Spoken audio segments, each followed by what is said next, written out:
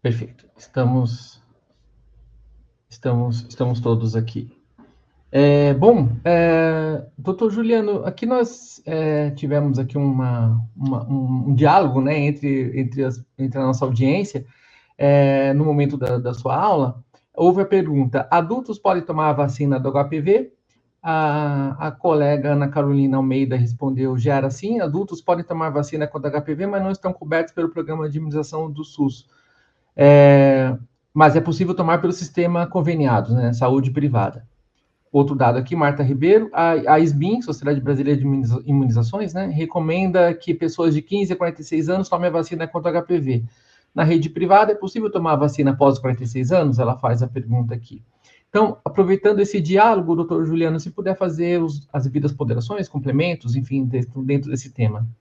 O que é importante a gente entender? Que a vacina ela tem a maior eficácia em relação à proteção e redução da incidência do câncer de colo de útero e todos os outros tipos de câncer que eu falei, se feita a aplicação a partir dos 9 anos, meninos e meninas. Hoje o que o Ministério da Saúde tem é 9 a 14.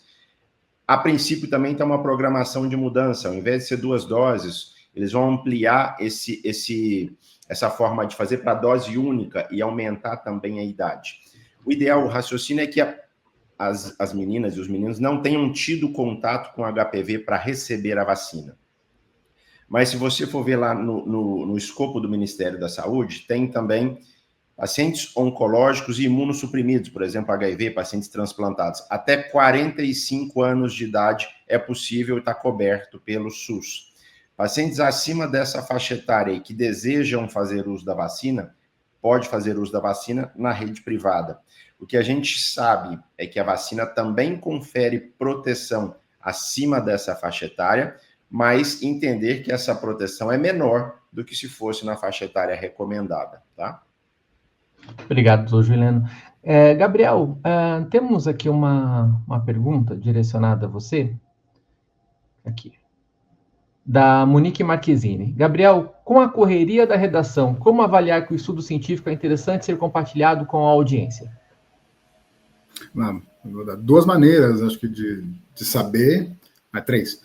Uma é a epidemiologia, então você saber o quanto aquele câncer, no caso, aquele tumor é importante, né, quanto aquela doença traz de fardo ali para a sociedade. Então, um câncer, uma coisa que seja determinante para câncer de mama, né, a gente sabe que é interessante para muita gente. Então, tem esse sinal. Outra maneira também de ver são aqueles estudos que são muito grandes e que trazem associações que são, às vezes, né, temas de grandes debates. Sei lá, vou trazer um tema aí, os colegas podem comentar depois também, de repente. Dieta e câncer, sabe? Então, sabendo... Uma coisa legal é saber que você tomar leite e derivados, né, não faz você morrer mais de câncer, pelo contrário. Então, é uma coisa interessante, informação útil. E, por último, né, acho que a melhor forma também é estar antenado aqui, dizem os especialistas. Então, eles sabem muito facilmente identificar o quanto uma coisa vai mudar o standard, né, o padrão de uma área. Então, você está conectado, né, nos fóruns especializados, ali, nos próprios editoriais das revistas, você consegue dar essa temperatura. Perfeito, Gabriel. Temos aqui uma interação também do Luiz Henrique Berger, ele traz aqui para o debate, né, ele convoca o Dr. Vandré e o Gabriel. Ele diz aqui, Dr. Gabriel provocou, paciente vegano é saudável versus o que prefere curtir a vida. O que você poderia dizer sobre isso, doutor? Respondendo aqui ao Luiz Henrique. Bom, obrigado pela pergunta, Luiz. Eu acho que a apresentação do Juliano foi fantástica nesse aspecto, né? A gente, na verdade, consegue estabelecer alguns poucos fatores causais, dentre eles a infecção do HPV com câncer de colo uterino, o tabagismo com algumas neoplasias, principalmente o câncer de pulmão, mas na imensa maioria das neoplasias malignas a gente não consegue estabelecer um fator causal propriamente dito. Então a gente tem aí vários fatores, são neoplasias multifatoriais, a gente chama da neoplasia esporádica. né, excluindo-se, é óbvio, aqueles indivíduos com predisposição hereditária ao câncer, onde a gente também consegue caracterizar um fator causal. Então, acho que, como quase tudo na vida, você vai ter ganhos e malefícios para a imensa maioria das coisas. Então, a gente sabe que é óbvio que uma dieta riquíssima em carne, ela vai aumentar um pouco o risco de câncer de intestino. Mas não comer carne vai trazer os malefícios também. Então, o que eu acho que tem que ficar bem claro é que, até porque a evidência que a gente consegue estabelecer a relação de diversas situações com a carcinogênese, que o indivíduo ter o câncer, elas são evidências muito, muito rasteiras. A gente não consegue, por exemplo, como a gente faz com um remédio, que eu vou sortear. O indivíduo vai tomar um remédio A, o outro indivíduo vai tomar um remédio B. Vamos ver quem morreu mais, quem morreu menos. Um indivíduo que é um grupo homogêneo, com a mesma doença, com o mesmo estadiamento. Aí eu trago uma evidência muito interessante, a gente chama de estudo prospectivo randomizado. Mas quando a gente vai associar algumas coisas com câncer, o que a gente tem, na maioria das vezes, são estudos de base populacional. Mas fica muito difícil, porque eu não consigo controlar. Então, vamos supor que eu queira associar o ovo ao risco de câncer. Aí aquele indivíduo comeu mais ovo do que o outro. Mas aquele indivíduo talvez tenha comido mais ervilha. Mas aquele indivíduo, talvez, tenha levado mais sol. Então, é muito complicado, a não ser quando a gente tem realmente uma coisa na cara da gente, como foi as opções que eu falei anteriormente. E Juliano muito bem caracterizou. O HPV, o câncer de colo de útero, é completamente evitável. Tá? A gente tem como evitar, e existe toda uma organização, uma tentativa. Infelizmente, a gente aqui no Brasil falha muito e não está conseguindo, mas tem como evitar. A ausência do tabagismo, a gente consegue, sim, ter um impacto gigantesco. Em relação à dieta, o que a gente tem é que passa a ser uma coisa completamente multifatorial. E outra coisa importante é que exercício físico, se alimentar bem, é excelente, sem sombra de dúvida nenhuma. Agora, determinado tipo de alimento, a gente sabe que existem associações, mas não são associações muito fortes, não estabelecem um fator causal. Então, eu acho que a mensagem que tem que ficar, e Juliano caracterizou muito bem, é vida saudável, e todo mundo, no final das contas, sabe o que é vida saudável, a verdade é essa. E não existe mágica, tá? Não existe, infelizmente. O que existe é que a gente sabe que o maior impacto, disparadamente, é a vida saudável, que é o que o Juliano trouxe. Bom, temos aqui mais 2 minutinhos de debate. Vou fazer uma pergunta para a doutora Viviane, mas, Gabriel, você quer complementar alguma coisa aí do que você foi convocado aí nessa pergunta? Não, foi ótimo. E é isso, a complexidade das interações é o que dificulta, né? Você ter essa clareza do que funciona, do que não funciona. E geralmente fica um pacote, né? Acho que o vegano é mais saudável porque ele também faz mais exercício, ele também é mais consciente da própria saúde, então tem todo um pacote. E é isso que o doutor André falou, sem tirar nem pôr. Perfeito. Doutora Viviane, você trouxe na sua aula, enfim, essa evolução do quanto essa construção de evidências foi mudando a forma de se tratar o câncer ao longo dos tempos, né? O cenário hoje, né, considerando esse tripé, cirurgia, oncologia e radioterapia, caminha cada vez mais para a personalização do tratamento, né? De fato, a gente pensa que cada vez mais a integração é aquilo que eu falei no último slide, é o sinergismo.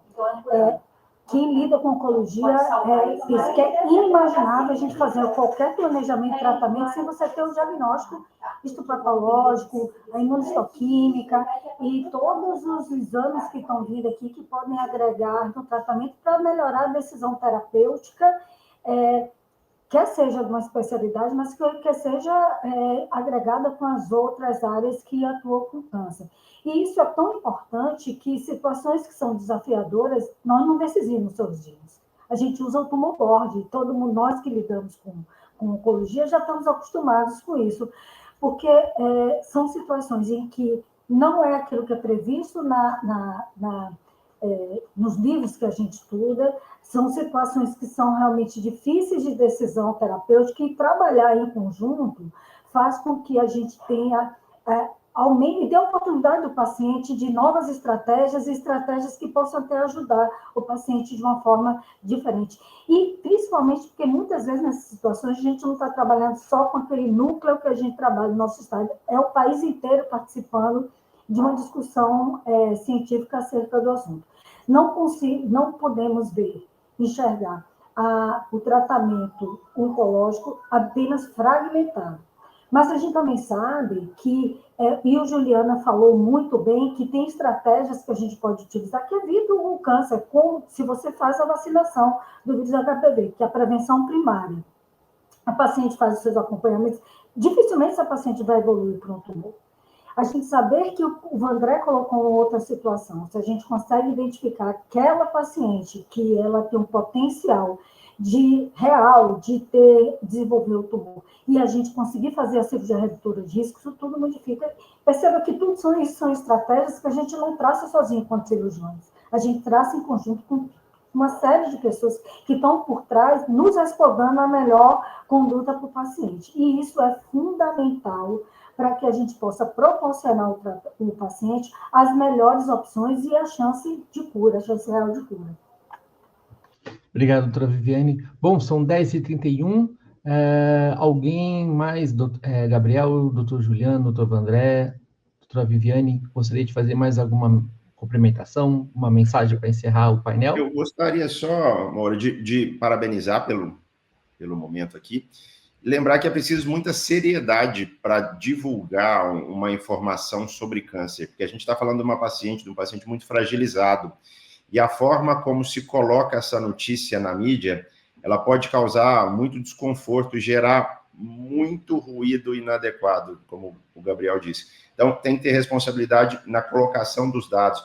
30%, quando a gente fala de risco relativo, é muito diferente de 30% de risco absoluto, e a população não entende isso. Então, cabe ao profissional da saúde e ao comunicador ter esse bom senso para a gente não dificultar uma jornada que já é tão complexa, né? Então, parabéns aí pelo evento e que a gente tenha essa sabedoria na hora de divulgar e de disseminar essas informações. Obrigado, Juliano, Gabriel, Viviane, Vandré. Obrigado à nossa audiência. Vamos... Oi, pois não, doutora Viviane. Eu queria só fazer um comentário, que isso é extremamente importante também. É o seguinte, a gente vê a proposta de medicações mágicas que são capazes de, ela sozinha, curar absolutamente todos os tipos de câncer. E foi a situação da fosfetanolamina que aconteceu lá atrás, né? Soluções que não se aplicam. A gente tem que entender que cada tumor tem uma identidade como se fosse uma digital. E o tratamento precisa ser personalizado para aquilo. Então, não existe mágica para essas situações, não existe um tratamento único que seja capaz de resolver de uma forma integral quando o paciente desenvolve o tumor. O que nós precisamos e buscamos bastante é fortalecer que o rastreamento em tempo oportuno, essa é uma das chaves para evitar todas essas situações e os sofrimentos que o paciente tem, que a gente sabe que a gente tem uma população que 75% é SUS-dependente e que tem toda uma série de barreiras que vem por trás disso tudo. Então, deixar essa informação, a gente tem que ter seriedade, a seriedade na informação que se passa é extremamente importante. Até porque a gente sabe que tem um lobby por trás. A fosfetanolamina foi um exemplo, foi uma comoção que chegou a pensar em uma lei. Pensa que situação, como isso iria modificar, né? Se a gente não tiver seriedade, combater esse tipo de desinformações. Mais uma vez, eu agradeço a vocês e parabenizo pelo evento. Muito obrigado. Gabriel, Vandré, algum comentário? Não, obrigado, viu, pelo convite mais uma vez, gente. Foi um prazer. Obrigado, Gabriel, pelo seu tempo. Obrigado mesmo. Doutor Vandré? Só agradecer também ao convite e parabéns pela iniciativa e que se repitam eventos como esse. Eu acho que realmente só tem a acrescentar todo mundo. Muito obrigado mais uma vez. Bacana, doutor Vandré. Agradeço a todos vocês, agradeço a nossa audiência. Continuem aqui conosco. Nós retomaremos a nossa programação logo mais, pontualmente, às 11 horas. Até daqui a pouquinho.